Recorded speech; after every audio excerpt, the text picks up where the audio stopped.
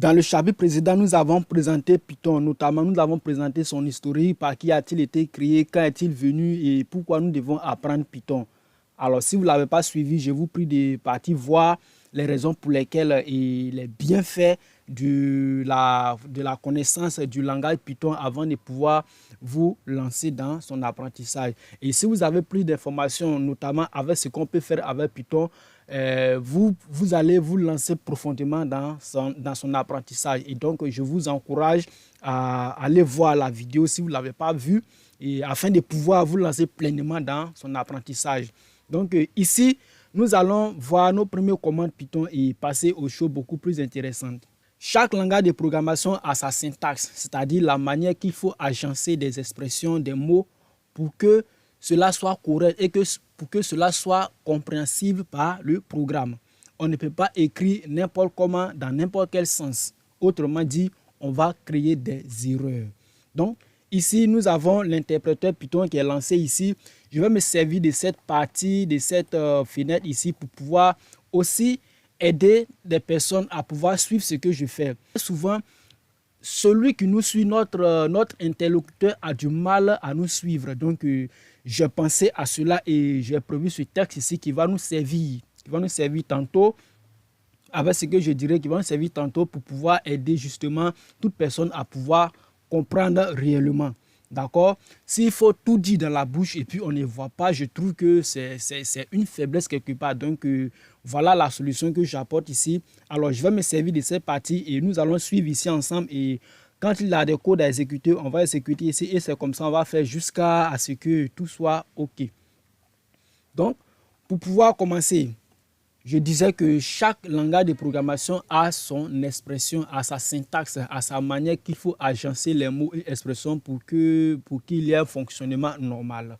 Donc, ici, par exemple, avec Python, qu'est-ce qui se passe quand vous écrivez quelque chose que Python ne comprend pas? Et je disais qu'on ne peut pas écrire n'importe comment, on ne peut pas écrire n'importe quoi, et Python va deviner ce que nous voulons qu'il fasse, par exemple. Python ne fait pas ça. Voilà, tu ne vas pas écrire quelque chose et tu vas dire que Python va deviner justement ce que tu vas faire. Non, certainement, il le fera quand on va arriver dans le côté intelligence artificielle, mais ça, c'est un autre domaine. Mais ici, en tout cas, on ne peut pas, Python ne va pas réfléchir à notre place, il va pas faire ce qu'on ne lui a pas dit de faire. Et donc, il va falloir être beaucoup plus précis dans ce que nous faisons. Donc, on va écrire quelque chose. Exemple, essai comme ceci. Et je vais faire la touche entrée pour valider. Alors, nous avons un message qui est tout juste en bas. Trace back, most recent call last. Et file, on met ici. Normalement, je suis dans l'interpréteur Python, mais ici, ça sera le nom du fichier. C'est-à-dire le nom du fichier dans lequel se trouve l'erreur. On va te dire aussi line. Python va t'indiquer la ligne où se trouve l'erreur. Et puis, il va te dire dans le module. Et là, maintenant, il va te donner la partie qui est concernée. C'est-à-dire que il va te dire, par exemple, ici, j'ai un seul programme, mais il va arriver des fois où nous aurons peut-être au moins 20 fichiers qui sont combinés dans un seul programme. Et donc, s'il y a erreur dans, par exemple, le 6e programme, comment nous allons le savoir? Donc, Python va nous aider à chaque fois pour dire que dans tel fichier, dans telle ligne, dans telle partie qui va souligner ici en bas, qui va mettre en bas ici, se trouve une erreur. Et dans ce cas précis qui est ici, nous avons name error. Et Python va aller plus loin pour me dire name essay is not defined. Donc ici, Python me fait savoir clairement que le mot essai que j'ai utilisé n'a pas été défini. Python ne sait pas ce qu'il va faire avec le mot essai. Il ne sait pas en fait les opérations qu'il faut faire avec. Donc, il ne le reconnaît pas. Comme il ne le reconnaît pas, il n'a aucune chose qu'il peut faire avec ce mot. Du coup, il va me donner une alerte. Il va me donner un avertissement pour dire que, attention, ce mot qu'il a là, je ne le reconnais pas. Et donc, ce sera à nous maintenant de pouvoir trouver, mais pourquoi est-ce qu'il dit ne reconnaît pas? Et justement, on va le voir un peu plus loin. Donc, voici ce qui se passe quand Python ne comprend pas ce que vous dites.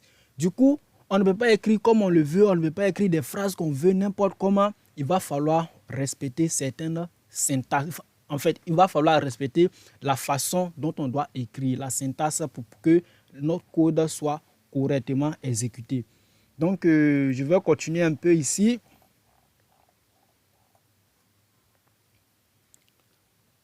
On va revenir dans notre interpréteur Python pour pouvoir lancer des petits calculs. Mais avant de pouvoir lancer des calculs, il va falloir saisir des nombres. Comment saisir des nombres avec Python? C'est très simple.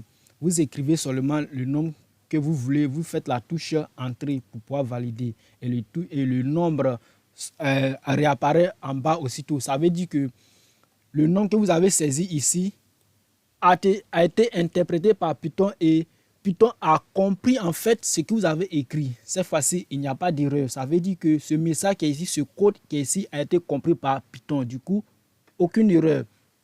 On va continuer à saisir un autre nombre comme on le veut. On fait entrer et c'est comme ça qu'on saisit un nombre. C'est très simple. Il n'y a rien de compliqué là-dedans. On va continuer avec les nombres à virgule, c'est-à-dire les nombres décimaux. Et dans la plupart des langages de programmation, pour ne pas dire presque tout même, on utilise la notation anglo-saxonne. C'est-à-dire quoi? Avec Python, on ne va pas écrire, par exemple, 16,2. Quand on écrit 16,2 comme ça en Python, cela a un autre sens. Donc, pour pouvoir écrire véritablement notre 16,2, on va écrire 16.2. Voilà, donc dans la notation anglo-saxonne, on va utiliser le point à la place de la virgule. Donc, j'espère que ce n'est pas quelque chose de compliqué. Pour écrire 16,2, on va écrire 16.2. Je fais entrer et voilà, ça sort sans problème. Pour taper 0,5, je vais taper 0, je vais taper point et je tape 5. C'est très simple. Donc déjà, voici comment on peut entrer des nombres entiers et puis voici comment on peut entrer les nombres décimaux. Alors, on utilise le point à la place de la virgule. Et ça, c'est très important. Il faut comprendre ça. Avec Python, on peut tout faire. Donc, on va partir des petits calculs très simples que nous avons l'habitude de faire, surtout avec les opérateurs, mathématiques que nous avons l'habitude d'utiliser pour ne pas compliquer les choses dès le départ. Donc, on va faire par exemple l'addition. Addition, on va faire par exemple 15 plus 21. Je fais la touche Entrée tout simplement pour pouvoir valider. Je fais Entrée et ça sort 36. Je peux faire 2000 plus 500 par exemple. 500 et ça fait 2500. C'est très simple. On va faire la soustraction. C'est la même chose, la soustraction, la multiplication, tout est identique, il n'y a rien de compliqué. Donc, soustraction rapidement, on va faire 14 moins 5, ça fait 9. Alors, le moins, c'est le moins de 6. Voilà, ce n'est pas ce moins-là. Ça, c'est underscore. Ça, ce n'est pas ce moins qu'on utilise. Non, c'est le moins de 6. Donc, voilà un peu pour les opérations aussi concernant la soustraction. 16 moins 80, ça fait moins 64. Donc, on va faire moins 6 moins 20 par exemple et ça sort moins 26. On va faire aussi la multiplication. On va faire par exemple 8 multiplié par 3 et ça fait 24. On va faire moins 15 multiplié par 16 et voilà ce qu'on a. Donc, comme je vous le dis, c'est les choses que vous avez l'habitude de faire. Voilà, il n'y a rien de compliqué là-dedans. Donc, on va arriver sur la division. Et on va faire par exemple 13 divisé par 3. Et en faisant 13 divisé par 3, nous avons 4.33333 pour dire que nous avons 4,3333. Donc, voici ce qui concerne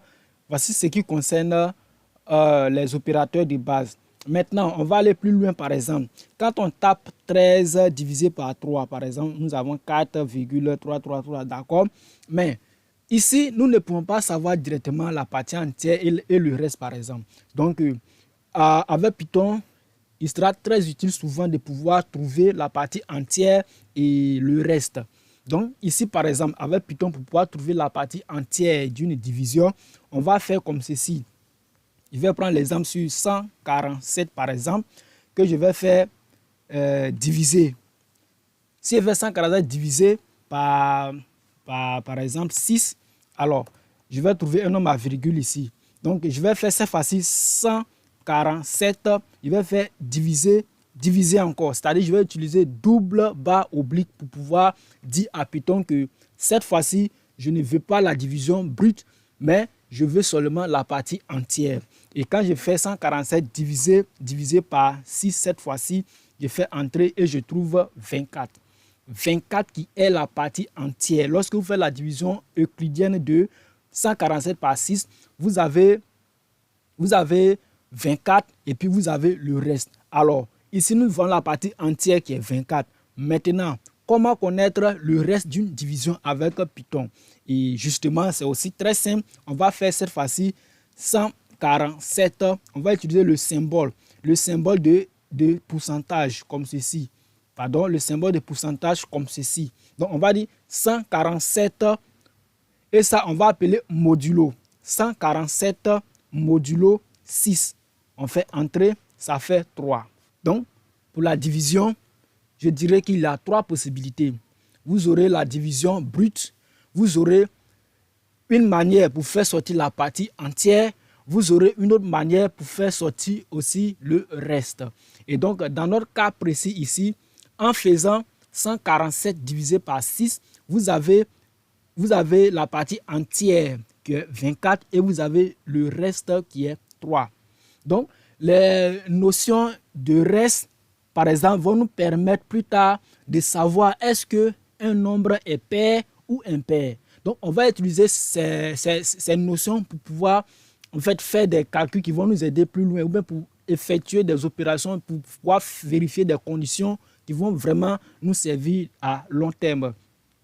Donc, voici pour ce qui était concernant les nombres.